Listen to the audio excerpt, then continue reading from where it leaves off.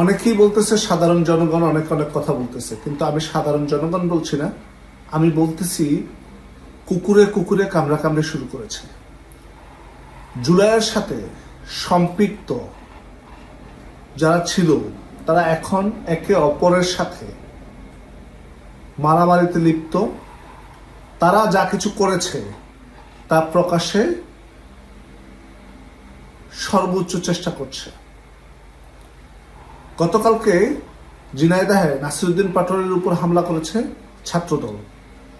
আর এই জুলাই আন্দোলনের একটা স্টেক হোল্ডারও বিএনপি এবং তার সহযোগী সংগঠন। তাই এখানে আমি সাধারণ নাগরিকদের কথা বলছি না, এখানে বলছি জুলাইয়ের একটা কুত্তা আর একটা কুত্তার উপর হামলা করেছে। দেখুন, জননেত্রী শেখ হাসিনা দেশে আসবেন, এই হুমকি শোনার পরে এক শ্রেণীর লোকদের বুকের ব্যথা বেড়ে গেছে, রক্তচাপ বেড়ে গেছে, আর মধ্যম শ্রেণী যারা আছে নিজেদের মধ্যে মারামারিতে ব্যস্ত হয়ে গেছে। কারণ তারা জানে শেখের বেটি বাংলাদেশে আসবে, যার ফলশ্রুতিতে তাদের মধ্যে একটা উৎকণ্ঠা তৈরি হয়ে গিয়েছে। এখন এই নাসিরউদ্দিন পাটোয়ারি রাজনীতিতে শিষ্টাচার বলে যে কথাটা আছে, সেই শব্দটাই নাসিরউদ্দিন পাটোয়ারির কাছে নেই। না থাকার ফলশ্রুতিতে সে যে কোনো সময় যে কোনো ব্যক্তিকে কটু কথা বলতে দ্বিধা করে না। আজকে ওই যে মির্জা আব্বাস সহ বিএনপির সিনিয়র নেতৃবৃন্দদেরকে বিভিন্ন সময়ে কটু কথা বলে আসছে নাসিরউদ্দিন পাটোয়ারি, সেই কটুকতার উত্তম মাধ্যম দেওয়া হয়েছে। আচ্ছা, এখন এই উত্তম মাধ্যমের ফলশ্রুতিতে বাংলাদেশ আওয়ামী লীগের কোনো কিছু হয়নি, আমাদের খুশি হওয়ার কিছু নেই। কারণ দুইটাই জুলাইয়ের স্টেক হোল্ডার, নিজেদের মধ্যে কামড়াকামড়ি করছে। আরেক কুত্তা ঢাকায় বৈশা বড় গলায় বলতেছে যে ভায়োলেন্স করতে চাইলে আমাদের থেকে ভায়োলেন্স বেশি কেউ করতে পারবে না। দেখুন স্বীকারোক্তিগুলো কিভাবে আসে। ওরা যে জুলাইটাকে ম্যাসাকার করেছিল, এটা যে জুলাইয়ের কোনো কিছু ছিল না, এটা যে বাংলাদেশের জন্য কোনো আন্দোলন ছিল না, এইটা ছিল বাংলাদেশকে দখল করার আন্দোলন, সেটা এখন আস্তে আস্তে এক একজন স্টেক হোল্ডারের কাছ থেকে এক এক রকম ভাবে বের হয়ে আসছে। একটা নিদারুণ সত্য কথা, সেটা হচ্ছে সত্য কখনো চাপা থাকে না। যার ফলশ্রুতিতে আজকে আসিফ মাহমুদ বিয়া সজীব থ্রেটের মাধ্যমে যে কথাটা বলেছে, এটা একটা নিদারুণ সত্য কথা। আজকে যা কিছু হচ্ছে বাংলাদেশে, কতিপয় রাজনৈতিক দল ছাড়া বাংলাদেশ আওয়ামী লীগ এবং তার জোটসঙ্গী ছাড়া বাকি সবাই এই জুলাইয়ের স্টেক হোল্ডার, এবং প্রত্যেকেই এখন ব্যস্ত নিজেদের গা বাঁচানোর জন্য। আপনারা দেখেছেন হাসনাত আব্দুল্লাহ তার একটা ছোট্ট ভিডিওতে মব কিভাবে উস্কিয়ে দিতে হয় তা নিয়ে কথা বলছে। তারা মববাজি করে 2টা বছর দেশটাকে নিয়ন্ত্রণ করেছে, এখনো তাদের প্রধান হাতিয়ার মববাজি। সে কিন্তু সংসদের একজন এমপি। দেখুন, আমরা প্রথম থেকেই বলে আসছি, জুলাইয়ের সাথে সংশ্লিষ্ট প্রতিটা ব্যক্তিবর্গ এবং প্রতিটা সরকারি ইউনিট যারা জুলাইকে সাপোর্ট দিয়েছে, প্রত্যেকেই রাষ্ট্রদ্রোহিতার সামিল অপরাধ করেছে। এবং কতিপয় স্টেক হোল্ডার ছিল জঙ্গি, আলবদর, যারা উগ্র ধর্মপন্থায় বিশ্বাসী।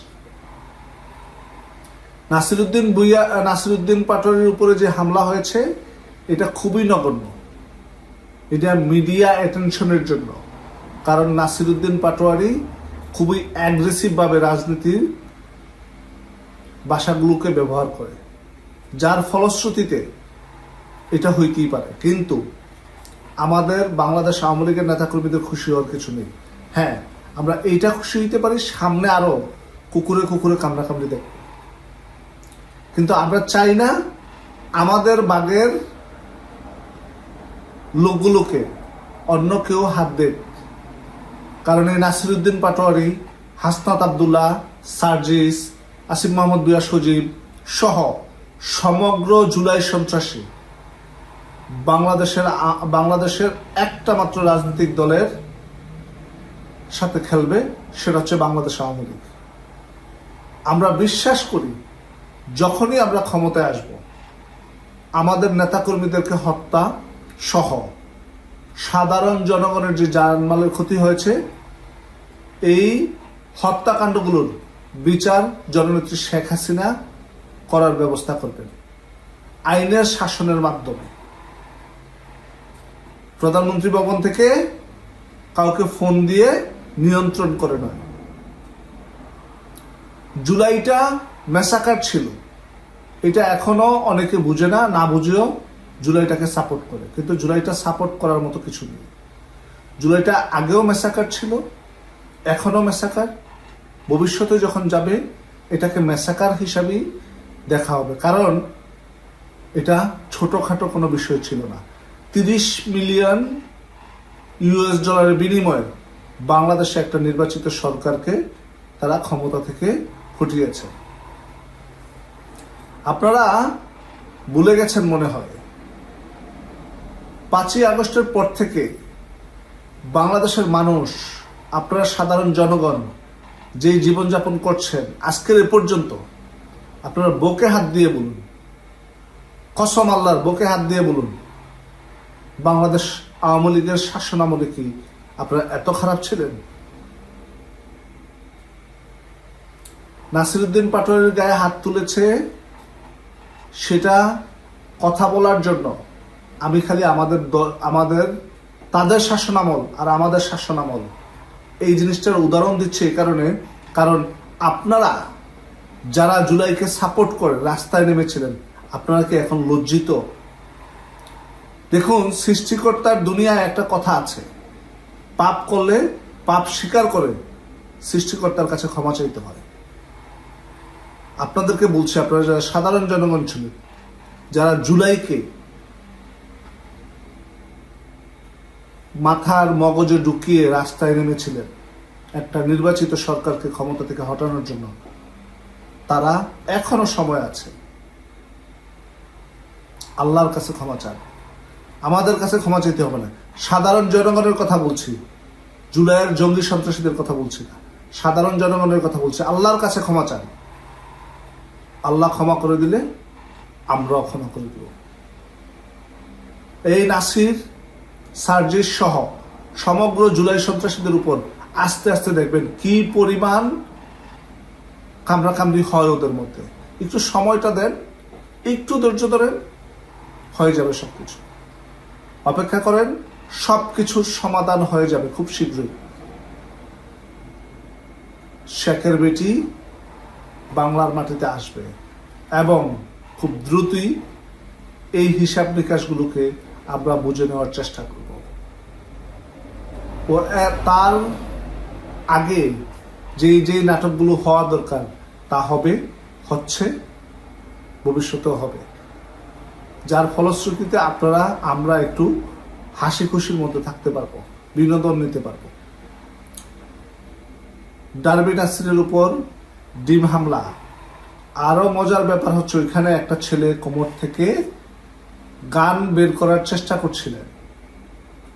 তারা এখন অবৈধ অস্ত্র নিয়ে তারা চলাচল করে, তারা দেশের প্রতিনিধিত্ব করে। ঠিক আছে, ধৈর্য ধরুন, আপনাদের সামনে আরো অনেক বিনোদন আসবে। নাসিরের উপর ডিম একটা দুইটা হবে না, উপরে তো পড়বে, পাশা দাও নাসিরের ডিম ডুববে, সমস্যা নেই।